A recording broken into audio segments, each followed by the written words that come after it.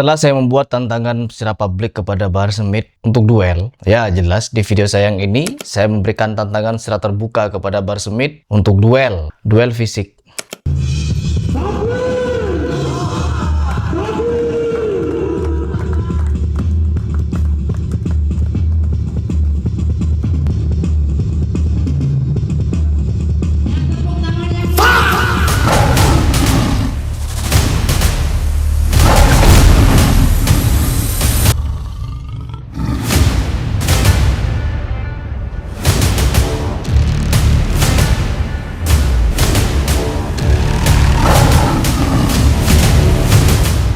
Karena dia kan kalau ditantang duel fisik kemana-mana datang. Nah sekarang Harry Pras tantang Bahar Smith untuk duel fisik.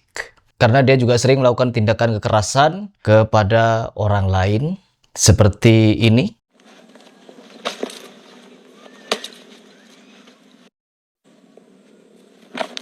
Seperti ini juga.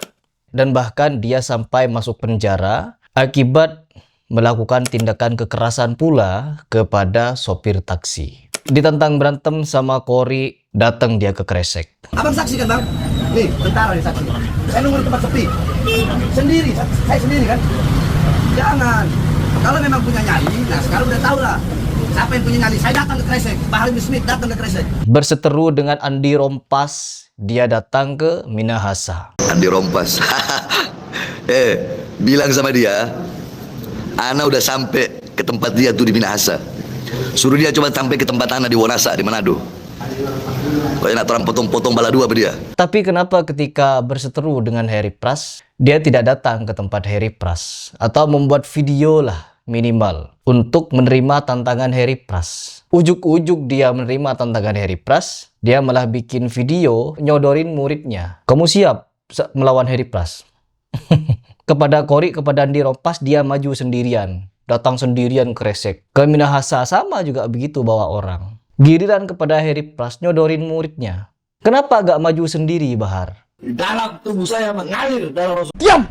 Maju sendiri. Kalau mau duel, ayo kita duel. Cuman syaratnya Anda harus berani memberikan jawaban terhadap tantangan yang sudah 1 tahun yang lalu Anda pura-pura tutup mata dengan hal itu. Dan sekarang, muhibbinnya Bahar Smith berani berikan komentar, teman-teman. Komentar yang menentang saya untuk datang ke rumahnya Bahar Smith. Coba kita baca komentarnya ya. Si Harry Pras itu pesilat, sedangkan si Bahar itu pendakwah. Oke, sampai sini dulu ya. Harry Pras itu pesilat dan Bahar Smith pendakwah. Dalam tubuh saya mengalir dalam. Diam! Pendakwah yang mengucapkan kalimat-kalimat kotor, jorok, kasar. Seperti ini. Itu orang nggak pantas disebut umat Nabi Muhammad. Itu orang pantas disebut apa? Anjing, saudara. Babi itu orang. Biadab itu orang.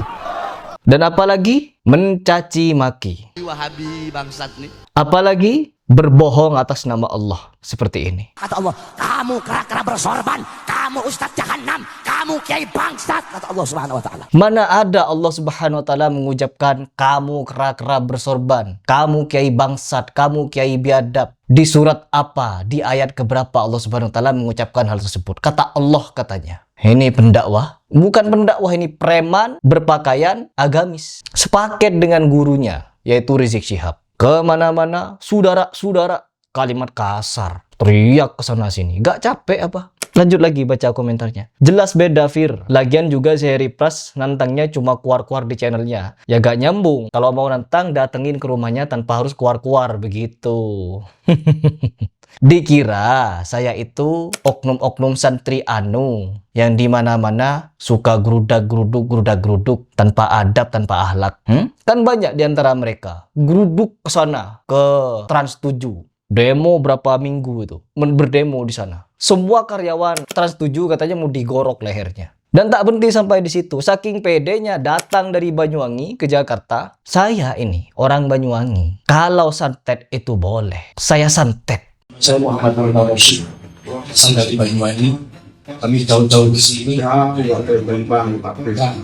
capek untuk kita untuk membayar masyarakat. Hidup Mas Said.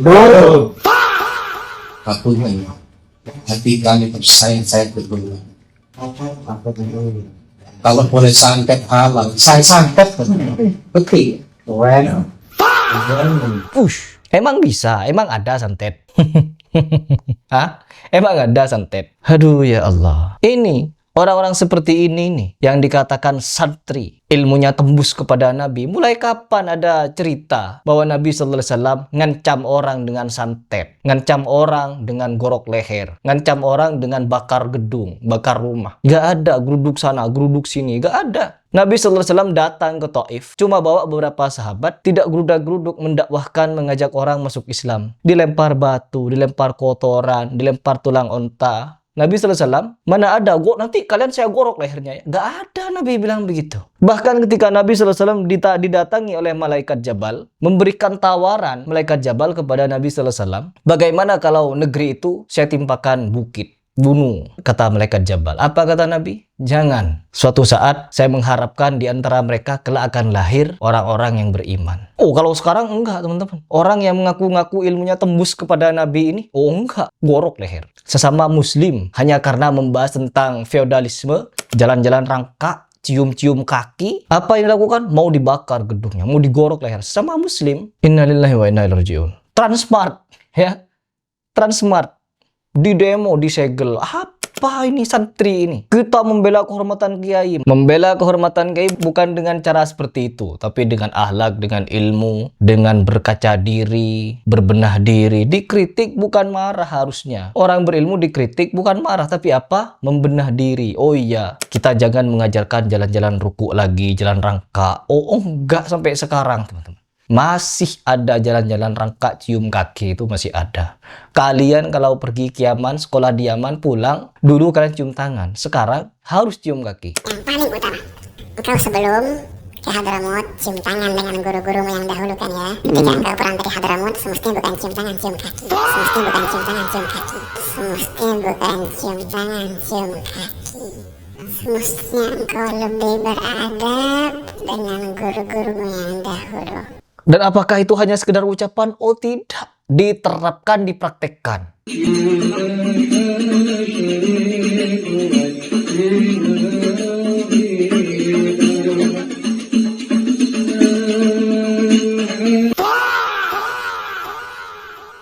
Penjual agama! Diterapkan bener tuh cium kaki. Kenapa? Untuk menghormati, beradab. Ya adab versi Habib ya seperti itu. Jadi kalau kalian menyaksikan di Indonesia ada Gus, Kiai, Ustadz mengajarkan jalan-jalan ruku, jalan rangka, cium kaki. Itu ajaran Habib. Meskipun mereka nggak mengakui, tidak semua Habib mengajarkan seperti itu. Tapi Habib mengajarkan itu. Leluhurnya ngapain? Jadi antek Belanda, jadi ketua komunis. Ada teman-teman. Habib. Makanya saya getol ngajak Bahar Smith tuh ketemu. Iya, kalau ditantang, saya disuruh datang ke rumahnya Bahar Smith. Enggak, kita tidak boleh punya sifat premanisme seperti itu. Kita buat, Harry Pras buat nih, tantangan secara terbuka. Ya, kalau Bahar berani, balas dengan video, kita tentukan jadwalnya kapan, tempatnya di mana, kita ketemuan pembuktian. Tinggal mediasi, ya. Sama seperti saya dengan Ajir kemarin. Mana ada kita punya kontak masing-masing, Ajir dengan saya, gak ada. Ajir bikin video ngajak saya diskusi, saya tanggapi, ya ayo. Terus apa yang terjadi? Kita bisa tuh ketemu. Nah, saya dengan Bahar juga seperti itu. Kalau Bahar berani, tinggal unjuk giginya. Kan digigit kobra, kobranya mati. Masa ketemu Harry Pras? Makanya jangan takut Bahar. Ya, nih Kibin antum ini sudah berani komentar Harry Pras pesilat, sedangkan Bahar pendakwah endulmu itu. Pendakwah model peluku suntur ini yang diagung-agungkan oleh Bapak Rizik Syihab. Dicium-cium, dipelak-peluk. Kenapa? Murid kesayangan, calon Panglima FPI. Gak sekalian sama Rizik Syihab-nya kita ajak ketemu. Untuk apa? Pembuktian.